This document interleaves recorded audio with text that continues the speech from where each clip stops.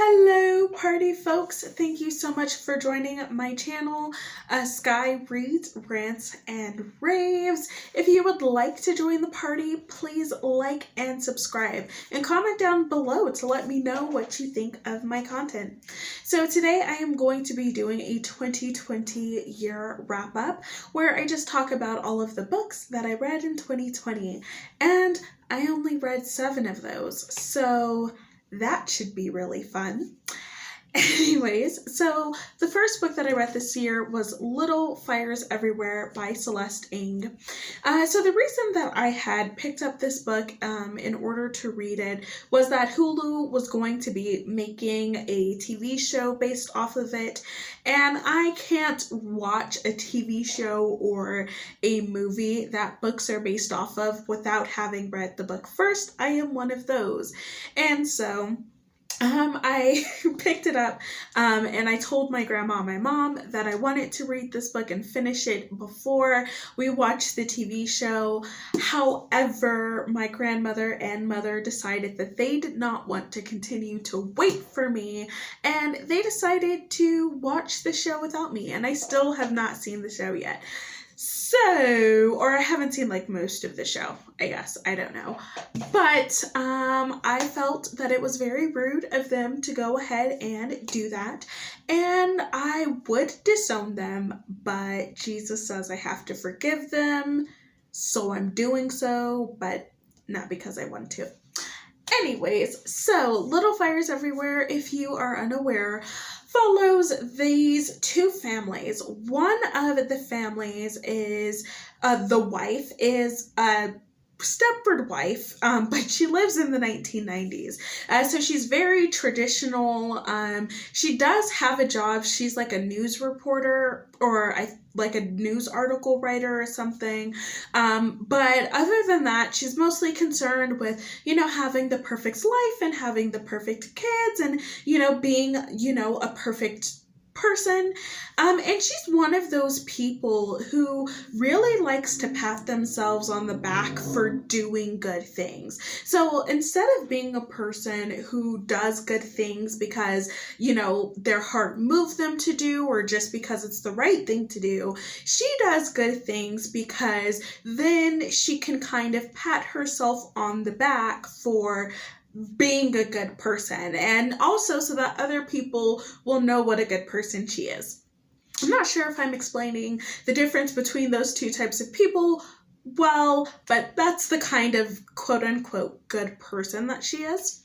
One of the ways that she shows what a good person she is that she ends up lending out or renting out one of her townhouses to this single mother who has a teenage daughter. And the single mother is completely the opposite of her. She's very avant-garde, and she is an artist, and she doesn't really, kind of set and structure her life or the life of her daughter.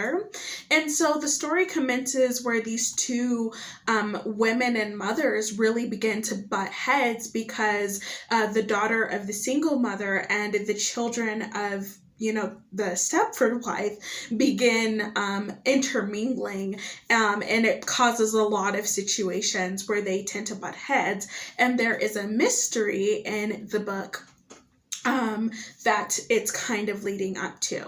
So I did really like this book. I really liked the writing style, and I really liked how well developed the characters were. It was a little bit slow paced, but that really didn't bother me in this novel. The only thing that did bother me, and this is no spoilers, but it was the way that it ended. I just kind of felt like, okay, you did all of this build up around this event, and by the end of the book, I just kind of felt like, well, why? Why were you telling this story? What point were you trying to make? What did the characters learn from this? Or, whatever the case was, it was just kind of like, this happened, and the book ended. And it was just very unsatisfying for me. I just felt like the end was very not satisfying at all. And so I would have rated this book 4.5 stars. So the next book that I decided to read has been on my reading list forever.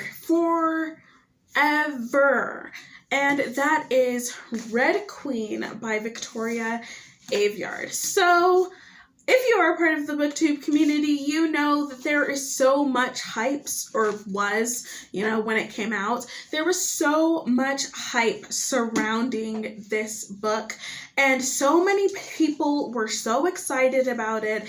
And when I heard about the concept of this book, I was really excited about it as well. However, it did not live up to its hype, in my opinion. So if you guys are unaware, you don't know, Red Queen is set in a universe where there are two types of people. There are the silver-blooded people who have different types of powers, such as, manipulating metal and also mind reading. I really wonder where Victoria Aveyard got those ideas from. And there are red people, and the red people are just regular schmegular human beings. In this society, the silvers dominate the reds. The silvers have all of the wealth and the money and the power, and the reds are, disenfranchised, and they're impoverished, and they're oppressed. And it's kind of that way on every level. It's the way that their system is set up is to keep reds at the bottom and to keep silvers at the top, not to mention just the open disdain that both the reds and silvers just have for each other in general. That is such an amazing concept for a story. It's basically like, what would X-Men be if Magneto essentially had his way, is how I interpreted the story. I hated this book. This is one of the worst books I have ever read in my 22 years of cycling around the sun. This book infuriated me. Okay, so without going too into depth with it, I just feel like this book was not well written. The world was not well developed. The characters were not well developed. The writing was not good. It was so many things. So first of all, let's just talk about the world, because the world was the biggest issue for me. In the beginning of the book, there are some reds who are tired of being oppressed, and they decide to blow up a silver building. Oh, sorry. And I forgot to say as well, the story, like the kickoff point for the story, is when the main character, Mare, who has red blood, finds out that she has powers, which is not something that is supposed to happen in this world. And so then, the royal family, who is silver-blooded, adopt her. Cool. If you want to know more about that, read the book, or don't read this book. Your brain cells are valuable, and if you read this book, you might not have that many left, okay? That's why it's just too much for me. Okay. So, in the beginning of the book, the reds blow up this building that belongs to the silvers. The silvers are infuriated about this, and they begin attacking all of the reds that are near them. They are using their powers to drown them and beat them up and burn them, all kinds of things. And there are no consequences for their actions, because this is a world where the silvers have the power, and the silvers don't care about reds. Red lives have no value to silver people. So as you can see, this book is becoming very allegorical, but that's literally where the metaphor stops, because this is the world that you've set up, where silvers are powerful and they are able to attack reds at a whim and have no consequences for that, because the system that they have set up protects them from that. That's not even a thing that would cross anyone's mind, that a silver would have to suffer any consequences for endangering a red's life, right? But that's not the way that any of the characters act as the story progresses. Reds are constantly going up to Silvers and telling them exactly how they feel about them, saying things like, oh, I can't stand you because you're Silver and you have privilege. There's one instance where a Red meets the prince for the first time, right? And this world, right, we're operating under the assumption that all Silvers hate Reds and don't like them and all of this stuff. This Red meets the crown prince for the first time and is just, my lord, or your majesty, and just says it with all of this disgust and this anger. And it's like, no, that doesn't make any sense, because not only do Reds go around talking to Silvers like very disrespectfully and letting them know just how much they dislike them to their faces, but literally none of the Silvers ever act like they have the power, right? Like, Silvers are just like, yeah, okay, you're a Red and you talk to me that way, and they go on about their day. So then my question is, why did you set it up in the beginning of the book where some random Red somewhere blew up this Silver building and all of the Silvers just attacked the Reds, if you weren't going to keep that logic consistent throughout the rest of the story?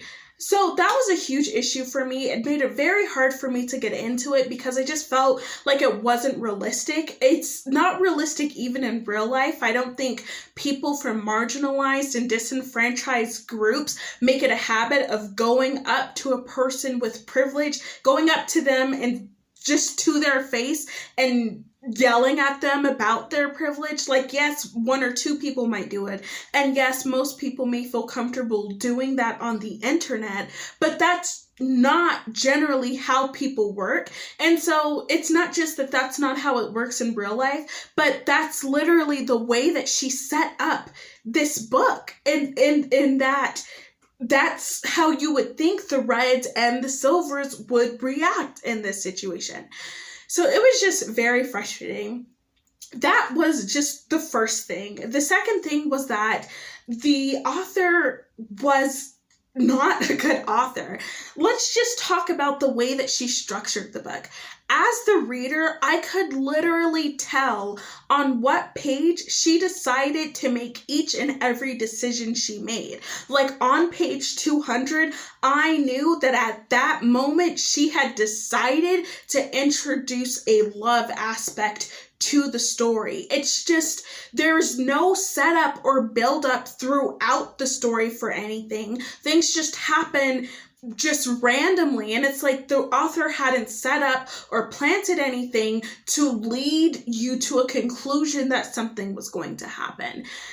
And she used the word cold so many times. Cold-hearted, cold anger, cold understanding, cold hand, cold heart, cold frosty, I don't know, cold ice. Like, she used the word cold. I did not count, but it was literally every other page. She was using the word cold to describe something. This book, this entire book, read like a first draft. Like, I would say well edited, but it was not. Like, I'm sorry, I'm not coming for anyone. I'm really not, but I'm just, at this point, I can't even be mad with Victoria Aveyard because all she did was write. At this point, I'm upset with the editor and the publisher who let this trash piece of writing make it all the way through to the point where I had to pay money to read this crap. The one saving grace of this book was the plot twist. The plot twist saved this book from 1 star and it put it up to 1.5. So, as you can see, I clearly did not enjoy Red Queen. And after having damaged so much of my pride and intelligence, sanity, and peace by reading that. I really needed to read something that I was going to enjoy. So I picked up Why Not Me by Mindy Kaling. This book was amazing. I loved everything about this book. I would just like to start by saying that Mindy Kaling is one of my favorite people to exist in the world. I think that she is so hilarious, and she's a great writer as well. I know that, I'm pretty sure, I think that she mentioned that she had a little bit of help writing this book and like the acknowledgments or something, but regardless, this book was so fantastic. So it's just a memoir, a collection of stories about her life, and she found such an amazing balance between like, hey, I'm just a regular girl with regular girl problems, with, hey, actually this really interesting happened to me, and it only happened to me because I'm a celebrity. It was just such a perfect balance. And she, in this book, there was a 15-page story that was told completely through emails, where she was talking about like what she would do if she wasn't a celebrity. And she was like, oh, I would be a teacher at a high school. And then she writes the story. Basically, she writes this really cute, like 25-page love story between her alternate universe self and one of the teachers at the high school, and it's completely through emails, and it is just so, I don't know if you guys can see it, but it is so cute. She's such an amazing writer, and I really liked how she kind of was talking about, she wasn't really trying to be a person who's like stands up for, plus-sized women and things like that. That's just kind of what happened because she is plus size. And I really appreciate her saying that because, so I am obviously a plus-sized woman of color, if you cannot tell from my face and shoulders, I don't know. But I have always really admired just the amount of confidence that she projects and the amount of just kind of not being overwhelmed and depressed about, what size you are. But I also appreciate that she's just trying to live her life, but, people kind of take it for whatever it is and try to read whatever they want into it. But I just think that Mindy Kaling is so similar to me, and just kind of the level of outlandishness. I mean, I loved her as Kelly in The Office and the episodes of The Office that she wrote, and I love the Mindy Project as well. It's just, I freaking love her, and this book was so worth it. And next time I read something as infuriating as Red Queen by Victoria Aveyard, I will just read another Mindy Kaling book. And I think she's coming out with another one pretty soon, or she came out with one recently. I'm definitely very excited to read it. So after reading that, which was very light, very fun, obviously I rated it 5 stars because how could I not? I decided to read something that I felt was going to make me sound very smart if I told somebody that I had read it, not for school, but for myself. I wanted bragging rights. And what book do you think I decided to grab in order to give myself bragging rights and an elitist superior attitude over other people? Well, clearly, it was Anna Karenina by Leo Tolstoy, which is 800 pages. Yeah? Okay. So Anna Karenina is a 19th century Russian novel that follows the noble class in Russia at that time.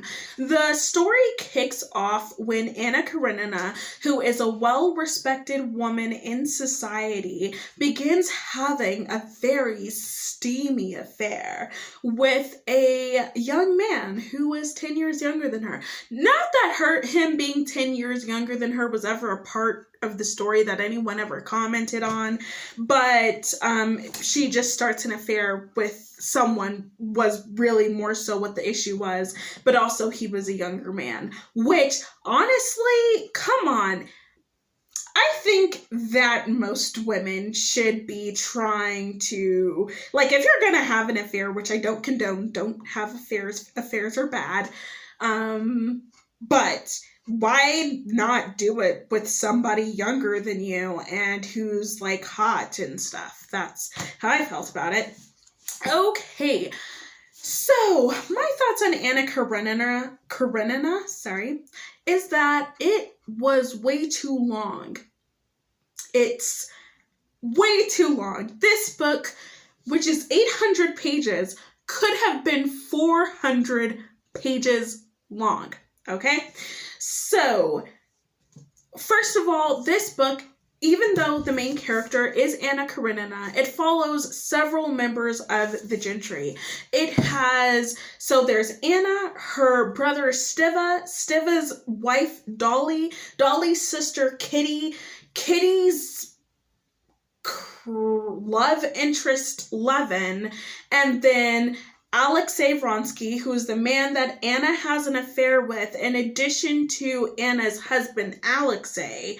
And then, randomly, towards like 3/4 of the way through, we start following Lydia Ivanovna, who is an older woman who lives in their society, I guess. I don't know. So, I don't necessarily have an issue with the fact that this book decided to follow eight main characters. Obviously, this can be done, and obviously it can be done well, right? The Game of Thrones franchise comes to mind. However, we do not need to know, first of all, the backstory of every single character, okay? And I'm not just talking about the 8 main characters. Every character that they ran into at the market, we had to know their first and last name, what they did for a living, how they knew the person, and like their entire backstory. Now, I understand that this might seem like, what do you mean? Like, obviously, if they run into someone at the market, then we would need to know who that person was. No. No, we do not. No, it is not necessary. No. The answer is no. The answer is please stop it. Literally, everyone, we had to know all of their entire backstories, and then we had to have 3 to 4 pages explaining every thought and action that a character would make. This person is deciding to do this, and this is 5 pages of their thinking of why they decided to do this. This book was overly expository. I did not like it that it was this way.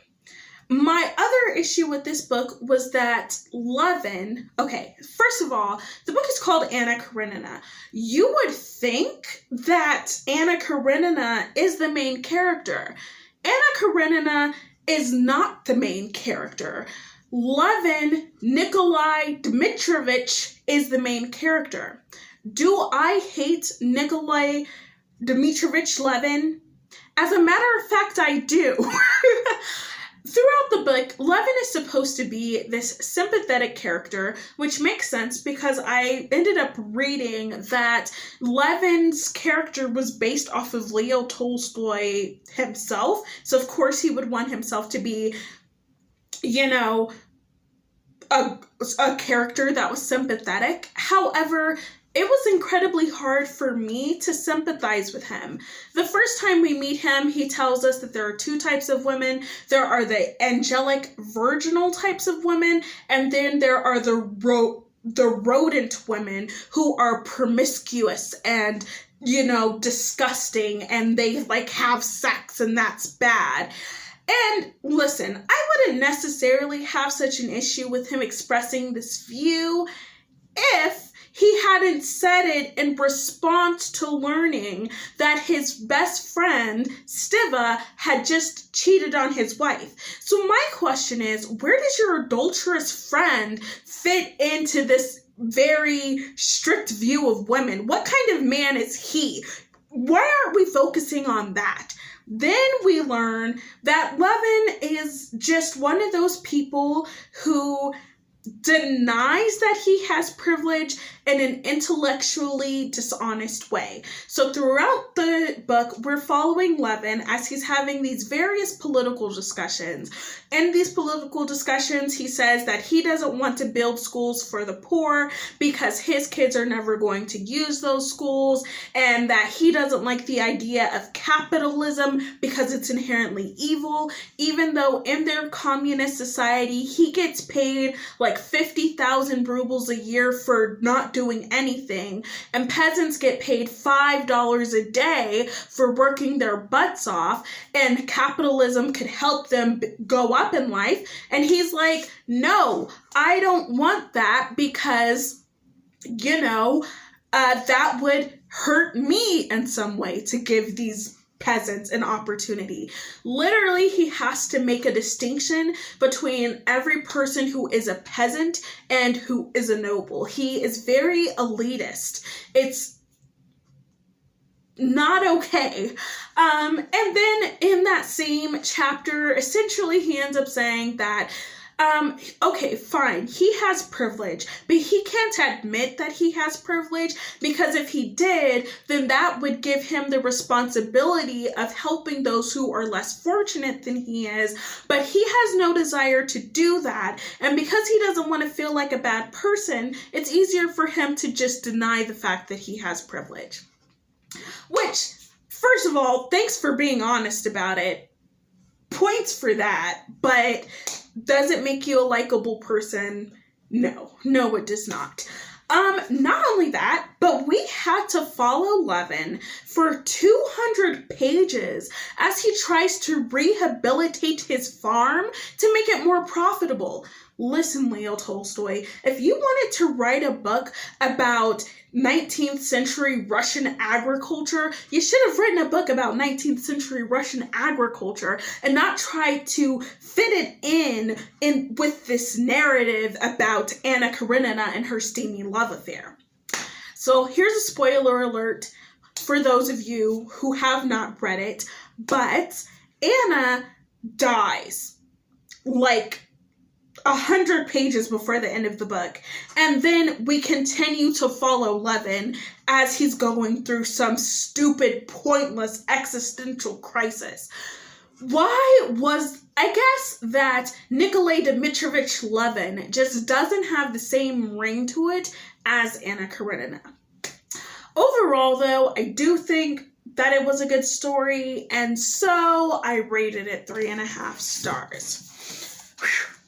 Okay, so then I read Slammed by Colleen Hoover. Anna Karenina just jumped off of that desk. I guess she couldn't take the fact that I was, just ranting about her with so much hate. And so she decided it wasn't enough to just jump in front of a train. She also had to jump off of this desk. Okay, cool. So this book I hated. I'm not a big fan of forbidden romance tropes, and that's what this book was. If you want to know more about my thoughts on that, then please check out my Slammed book review, which I may or may not put in the description box. We'll see how my editing skills are when I get done with that. And the book that I completed most recently was The Mysterious Benedict Society by somebody Stewart, T.L. Stewart, I think. T.S. Eliot? Nope, that's not right. Anyways, we'll find out soon enough, I guess. But, yes, I really love that book. And if you'd like to hear my thoughts on that book as well, please visit that book review too. Again, thank you so much for joining me and listening to me rant and rave about the 6 books, I can't count, that's why I read, books that I read this year. Please like, comment, and subscribe if you would like to join the party. Bye!